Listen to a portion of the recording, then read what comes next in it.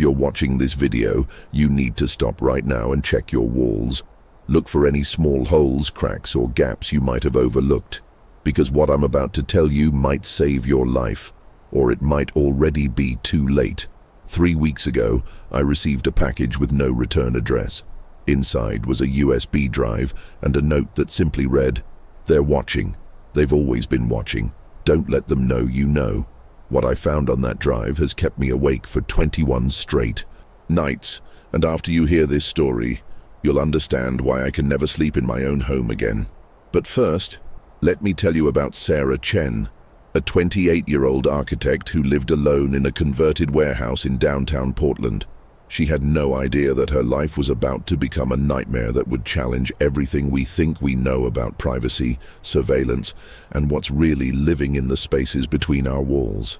Sarah had always been particular about her living space. As an architect, she understood buildings better than most people understand their own minds. When she found the converted warehouse apartment in Portland's Pearl District, she knew it was perfect. High ceilings, exposed brick, industrial charm, everything she dreamed of. The rent was surprisingly low for the area. The landlord, an elderly man named Mr. Garrett, seemed almost eager to get her to sign the lease. "You'll love it here," he said, avoiding eye contact. "Very private, very quiet." Sarah should have asked why the previous tenant left. She should have wondered why such a prime location sat empty for 6 months. But she didn't.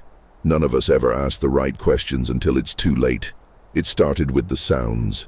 Subtle at first, a gentle scratching in the walls late at night. Sarah assumed it was mice or settling wood. Old buildings make noise, she told herself. It's completely normal. But mice don't scratch in patterns, and settling wood doesn't whisper. The scratching always came from the same wall, the one behind her bed. It would start around 3 a.m. and continue for exactly 17 minutes. Sarah timed it obsessively, unable to sleep through the rhythmic scraping that seemed almost intentional. When she mentioned it to her neighbor, Mrs. Rodriguez, the woman's face went pale. "You hear it too?" she whispered. "I thought I was going crazy." That's when Sarah realized the sounds weren't coming from her apartment alone. 2 weeks into her lease, Sarah noticed something else. The feeling of being watched. Not just the normal paranoia everyone experiences sometimes. This was different. This was the bone-deep certainty that eyes were following her every movement. She'd catch glimpses of movement in her peripheral vision. A shadow that shouldn't exist. A flicker behind the bathroom mirror. The sense that someone was standing just outside her field of vision, studying her like a specimen in a lab. Sarah started covering all the mirrors in her apartment. She told herself it was to help her sleep. But deep down, she knew the truth. She was afraid of what she might see looking back. The discovery came by accident. Sarah was hanging a picture when she noticed a small hole in the wall, perfectly round and about the size of a dime. She'd never seen it before, though she'd lived in the apartment for a month. She fetched a flashlight and peered inside. The hole went deeper than it should have, disappearing into darkness that seemed to stretch beyond the wall's thickness. But that wasn't the strangest part. The strangest part was that the hole was lined with what looked like tiny scratches, as if something had been clawing its way through from the other side. Sarah found 17 more holes throughout her apartment, all perfectly round, all lined with scratch marks, all positioned at eye level. Armed with architectural blueprints from the city planning office, Sarah began mapping the holes. What she discovered made her blood run cold. The holes weren't random.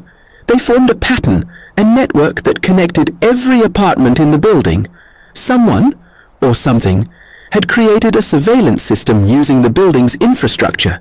But this wasn't modern technology. The holes had been there for decades, maybe longer. The scratch marks were old, worn smooth by time and use. Sarah realized she was living in a building designed to be watched. Every tenant was unknowingly participating in some kind of observation, study. But who was watching, and why? Sarah's investigation led her to the Portland Housing Authority. She requested records for her building, claiming she was researching its architectural history. What she found in those dusty files would haunt her forever. Her apartment had housed 47 different tenants over the past 30 years. The average stay was 6 months. Most left without giving notice. Several had been found dead in their apartments. Suicides, the reports claimed. Others simply vanished, leaving behind all their possessions. The most disturbing detail: every single tenant had reported the same thing: scratching in the walls, the feeling of being watched, and small holes appearing throughout their apartments. Sarah was just the latest in a long line of unwitting subjects. When Sarah confronted Mr. Garrett about the holes, his reaction confirmed her worst fears. His face went white, and his hands began to shake. "You found them," he whispered. "I hoped this time would be different." "What are you talking about?" Sarah demanded. "The Watchers," he said, looking around nervously. "They've been here longer than the building. We built around them, not the other way around. They were here first." Mr. Garrett explained that the building had been constructed on the site of an old psychiatric hospital. The hospital had been demolished in 1962, but the basement levels remained. And in those basement levels, something had been waiting. That night, Sarah found the entrance to the old basement. Hidden behind a false wall in the building's utility room, a narrow staircase descended into darkness. The scratching sounds were louder here, coming from all directions. The basement was a maze of corridors and small rooms, all connected by a network of passages too narrow for a human to navigate comfortably, but perfect for something smaller, something that could move through the walls like a subway system. Sarah found evidence of habitation: makeshift beds, food, scraps, and hundreds of photographs. All of the photos showed the same thing: tenants in their apartments, unaware they were being observed. The photos went back decades. At the bottom of the pile, Sarah found a photograph of herself, taken just the night before. She was sleeping and something was perched on her chest, too blurry to make out clearly. Sarah ran back to her apartment, but the scratching had stopped. Instead, she heard something else. Footsteps in the walls, not the light. Scurrying of mice, but the deliberate movement of something walking upright. A note had been slipped under her door. "We know you know. Don't tell anyone. We've been watching you for so long. You're special. You're different from the others. Meet us tonight, same place, come alone." Sarah's hands shook as she read the message. The Watchers weren't just observing anymore, they wanted contact. They wanted her to join them voluntarily. But join them in what? Sarah had two options: flee like all the previous tenants, or stay and learn the truth. Both choices terrified her. Fleeing meant living in constant fear, never knowing if she'd truly escaped. Staying meant confronting whatever lived in the walls. She chose to stay. It was the worst decision of her life. That night, Sarah waited by the basement entrance. At exactly 3 a.m., she heard movement in the walls. Then, slowly, shapes began to emerge from the narrow passages. What she saw would destroy her faith in humanity forever. The Watchers weren't monsters. They were people, or they had been people once upon a time. Now they were something else entirely. Pale, elongated figures with eyes that had adapted to seeing in perfect darkness. They moved with the fluid grace of creatures who had spent decades navigating tight spaces. And they were smiling. The leader of the Watchers introduced himself as Thomas. He had once been a patient at the psychiatric hospital, committed in 1961 for acute paranoid delusions. When the hospital was demolished, he and 12 other patients had hidden in the basement, forgotten by the outside world. "We've been watching people for 60 years, Thomas explained in a voice like rustling leaves. "Learning, understanding, waiting for someone who could see us for what we really are." Sarah learned that the Watchers had evolved, adapting to their underground existence. They'd developed enhanced hearing, night vision, and the ability to move through impossibly tight spaces. They'd created an entire society in the building's infrastructure, but they weren't the only ones. Similar colonies existed in buildings across the city, an entire hidden population living in the spaces between walls, observing the surface world from the shadows. Not every tenant was suitable for observation. The Watchers had specific criteria: people who lived alone, who were naturally observant, who had the potential to see beyond the veil. They would study potential subjects for months before deciding whether to inhabit their building. Sarah had been selected 2 years ago. The Watchers had been preparing her apartment, creating the perfect observation network. They'd influenced her apartment hunting, ensuring she'd choose their building. They'd even arranged for the previous tenant to leave suddenly. "You were always meant to be here," Thomas said. "We've been waiting for you specifically." The revelation hit Sarah like a physical blow. Her perfect apartment, her dream life. It had all been orchestrated by creatures living in the walls. She was a lab rat who'd walked willingly into the maze. Thomas showed Sarah their archives, thousands of photographs documenting the lives of their subjects.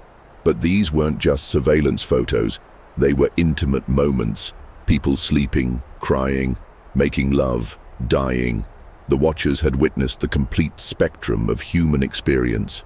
"We don't just watch," Thomas explained. "We preserve. We document. We remember." Sarah realized the Watchers weren't just voyeurs. They were anthropologists, studying human behavior from the shadows. They developed theories about human nature based on decades of observation, and their conclusions were terrifying. According to their research, humans were most authentic when they believed they were unobserved. The Watchers had documented the dark thoughts, cruel impulses, and hidden desires that people suppressed in public. They'd seen humanity at its most raw and unfiltered. The Watchers weren't isolated to Sarah's building. They had contacts in similar colonies throughout the city, sharing information and coordinating their observations. They'd created a shadow network that paralleled human society, complete with its own culture, hierarchy, and purposes. Sarah learned that the Watchers communicated through the building's infrastructure, using pipes and ventilation systems to send messages. They'd developed their own language, a combination of scratches, taps, and whispers that could travel through walls. The network extended beyond Portland.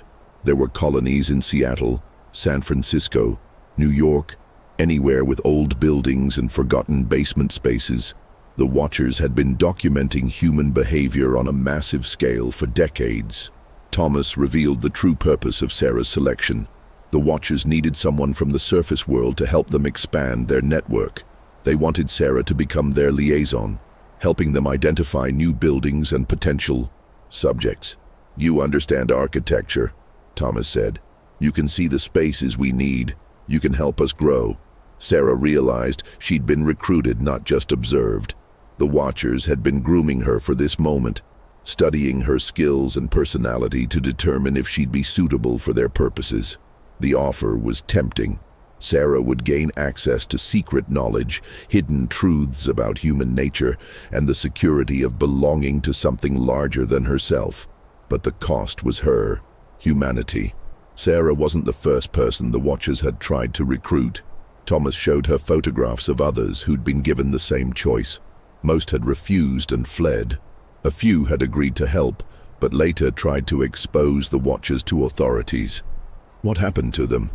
Sarah asked. Thomas's smile never wavered. "They found peace," he said. "We helped them find peace." Sarah understood. The Watchers didn't just observe.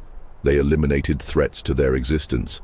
The previous tenants, who'd died in their apartments, hadn't committed suicide. They'd been silenced. Sarah learned that the Watchers had allies in the surface world. Police officers, city officials, and building inspectors who'd been recruited or coerced into protecting the network. When reports of strange occurrences were filed, these allies ensured the investigations went nowhere. The Watchers had been operating with impunity for decades, protected by a conspiracy of silence and fear. Anyone who got too close to the truth simply disappeared or was discredited as mentally unstable. Sarah realized she was trapped in a system designed to protect itself. Even if she tried to expose the Watchers, who would believe her? And would she live long enough to tell her story? The Watchers had developed their own belief system around their activities. They believed that observation was the highest form of worship, that by watching humans, they were serving a greater purpose. They saw themselves as guardians of truth, preserving authentic human behavior for posterity. Thomas explained their philosophy. Humans perform for each other constantly. Only when they believe they're alone do they show their true selves. We are the keepers of that truth. Sarah began to understand that the Watchers weren't just voyeurs or scientists. They were true believers, convinced that their mission was sacred. This made them infinitely more dangerous than simple criminals. As Sarah spent more time with the Watchers, she began to change. The constant stress and lack of sleep were taking their toll. She started seeing things that weren't there, hearing whispers in empty rooms, feeling phantom touches on her skin. The Watchers explained that this was normal. "You're opening your mind," Thomas said, "learning to see beyond the surface. The transition is always difficult." Sarah realized she was being psychologically conditioned, slowly transformed from an independent person into a member of their collective. The process was subtle but irreversible. Sarah found an old cassette tape in the basement archives. The label read, "Dr. Margaret Holloway, Final Session, October 15th, 1961. Dr. Holloway had been the head psychiatrist at the original hospital. The recording was chilling. Dr. Holloway described her discovery of patients living in the hospital's basement, patients who had been presumed dead. She'd attempted to document their behavior, but something had gone wrong. "They're not patients anymore," Dr. Holloway said. "In the recording, there's something else. They've been changed by isolation, by darkness, by constant observation of others. They've become Watchers themselves, and they're spreading." The recording ended abruptly, with sounds of struggle and Dr. Holloway's terrified screams. Sarah learned that the Watchers' numbers were growing. They were recruiting new members not just from the surface world, but from among the people they observed, particularly vulnerable individuals. The lonely, the mentally ill, the desperate were being invited to join their underground society. The Watchers had developed techniques for psychological manipulation, using their knowledge of human behavior to identify and exploit weaknesses. They could drive people to madness, then offer membership in their colony as the only escape. Sarah realized she was witnessing the birth of a new form of human society, one based on observation, manipulation, and control. The Watchers weren't just documenting human behavior. They were actively shaping it. As Sarah's indoctrination continued, she faced an impossible decision. She could join the Watchers and gain access to their secret knowledge, but lose her humanity in the process. Or she could try to resist and face the consequences of defying a network that had been perfecting its methods for 60 years. Thomas made the stakes clear. "You've seen too much to go back to your old life. You can join us willingly, or we can help you make the transition. Either way, you belong to us now." Sarah had 24 hours to decide, but as she returned to her apartment that night, she realized the choice had already been made for her. The Watchers weren't asking, they were telling. Sarah's apartment had been transformed in her absence. The holes in the walls had been enlarged, creating a network of passages that connected directly to the Watchers' domain. Her furniture had been rearranged to optimize observation angles. Cameras had been installed in every corner. A note on her bed read, "Welcome to your new life. Tomorrow, you begin your real education." Sarah understood that she had crossed a line from which there was no return. She was no longer a subject of observation. She was becoming an observer herself. The transformation was beginning, and she could feel her humanity slipping away with each passing hour. That's when everything changed. Sarah's exploration of the basement led her to a section the Watchers had never shown her. Behind a locked door marked with biohazard symbols, she found a fully equipped laboratory. The equipment was decades old, but still functional, and the walls were covered with research notes in Dr. Holloway's handwriting. Dr. Holloway hadn't just studied the Watchers. She'd created them. The laboratory contained evidence of psychological experiments, sensory deprivation chambers, and surgical procedures designed to enhance human perception. The Watchers weren't evolution. They were artificial enhancement. Sarah found surgical logs detailing procedures performed on the hospital patients. eye surgery to enhance night vision, hearing implants to amplify sound, skeletal modifications to allow movement through narrow spaces. The Watchers had been systematically altered to become the perfect observers. Among Dr. Holloway's papers, Sarah discovered correspondence with government agencies. The Watcher project had been funded by the CIA as part of their mind control experiments in the 1960s. The goal was to create a network of human surveillance assets who could operate in spaces normal agents couldn't access. The project had been classified under the code name Operation Oversight. Dr. Holloway had been tasked with creating subjects who could live indefinitely in confined spaces while maintaining their observation capabilities. The psychiatric hospital had been the perfect cover for these experiments. When the hospital was scheduled for demolition, the government had planned to relocate the subjects to other facilities. But Dr. Holloway had other plans. She'd hidden the subjects in the basement, faking their deaths and continuing the experiments on her own. Sarah's investigation revealed that the Watcher network had evolved beyond government control. In the 1980s, they'd been discovered by a private corporation called Omnivision Systems. Instead of exposing them, Omnivision had struck a deal with the Watchers. The corporation provided funding and resources in exchange for the intelligence the Watchers gathered. Corporate espionage, insider trading, blackmail. The Watchers had become a tool for corporate power. They'd infiltrated buildings housing competing companies, government agencies, and wealthy individuals. Sarah realized that the Watchers weren't just observing random people. They were gathering intelligence for the highest bidder. Her building had been chosen because it housed several tech startup companies. She'd been recruited because of her architectural knowledge and access to building plans. Thomas revealed the Watchers' ultimate goal: total surveillance of human society. They planned to infiltrate every major building in every major city, creating a network of observation posts that would monitor all human activity. "We're building a new world," Thomas explained.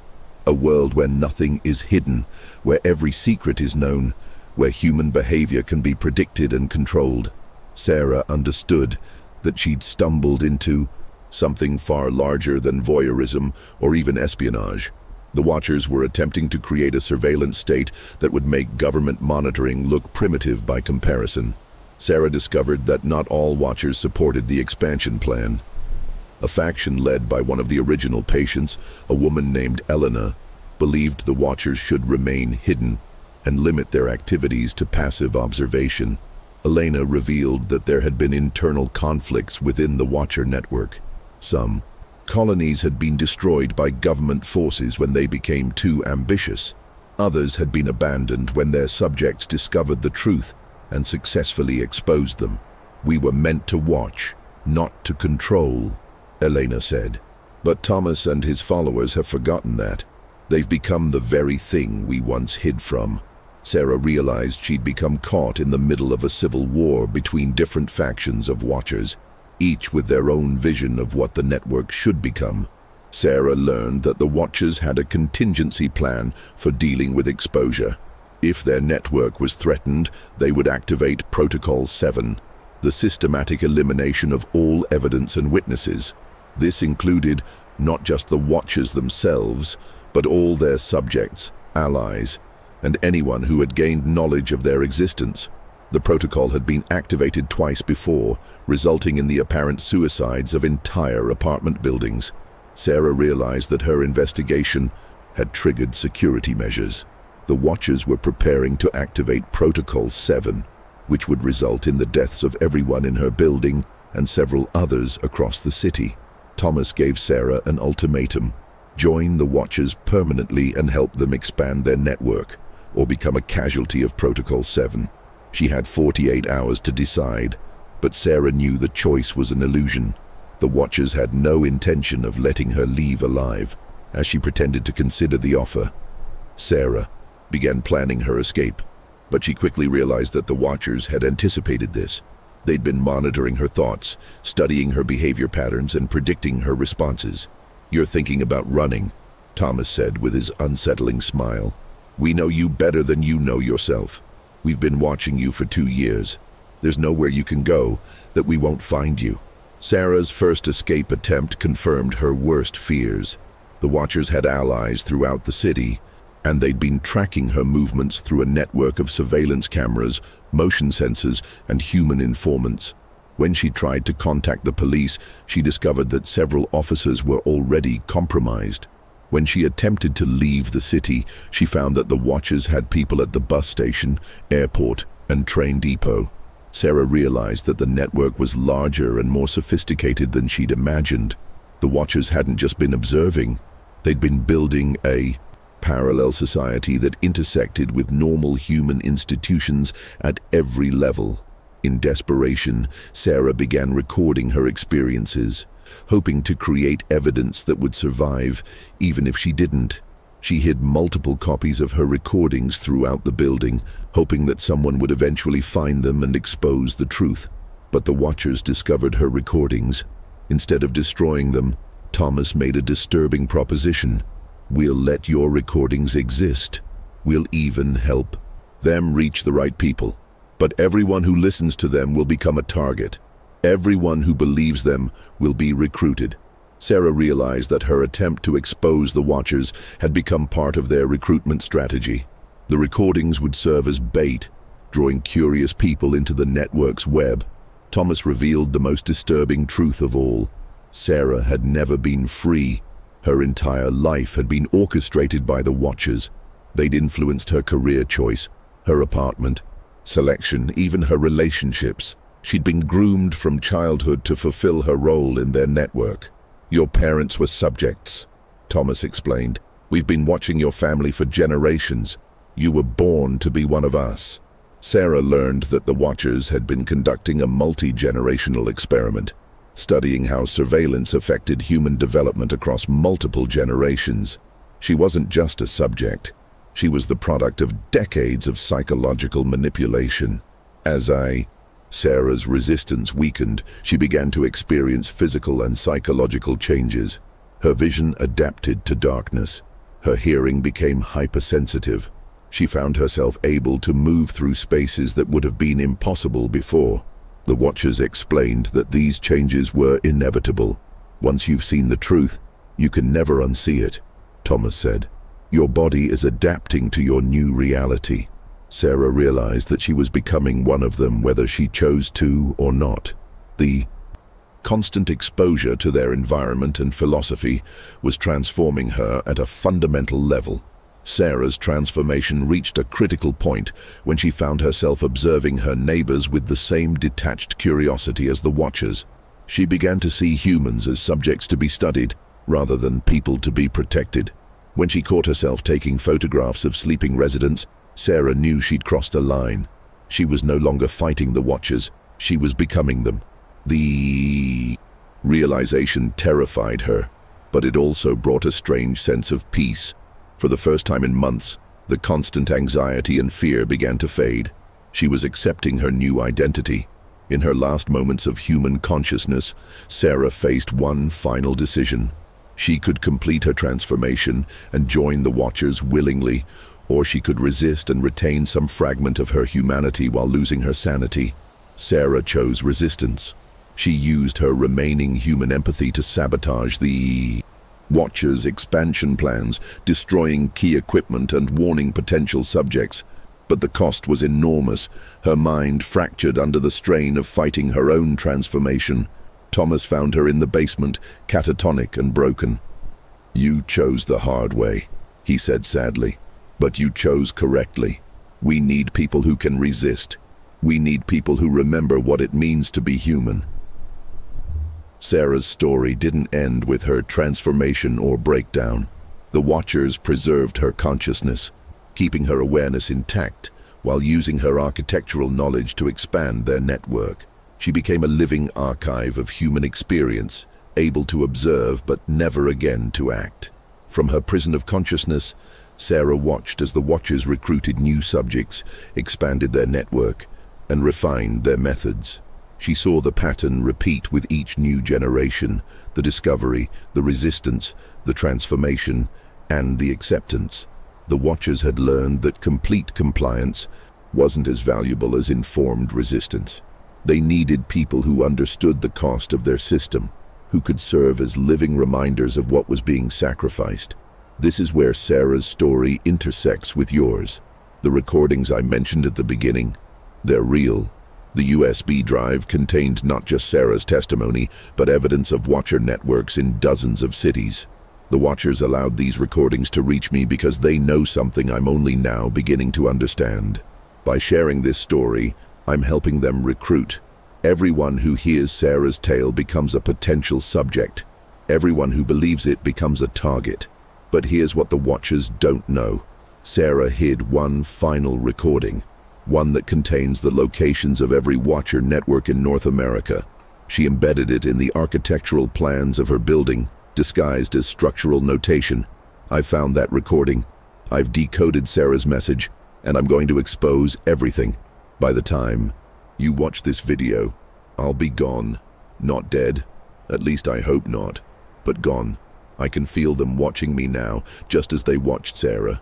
I can hear the scratching in my walls, see the shadows moving in my peripheral vision.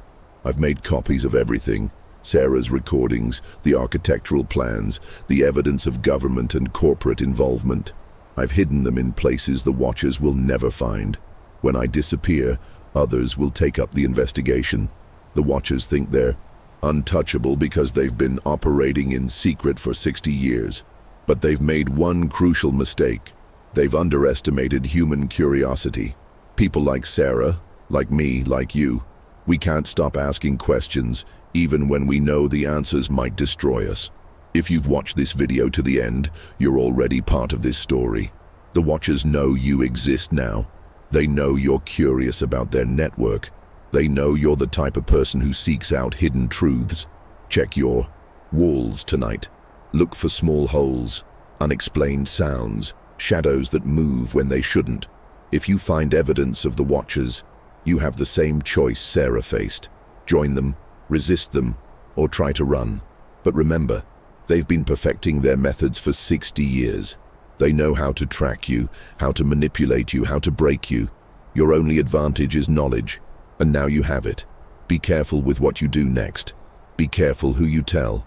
Be careful where you go, because now you're part of this too.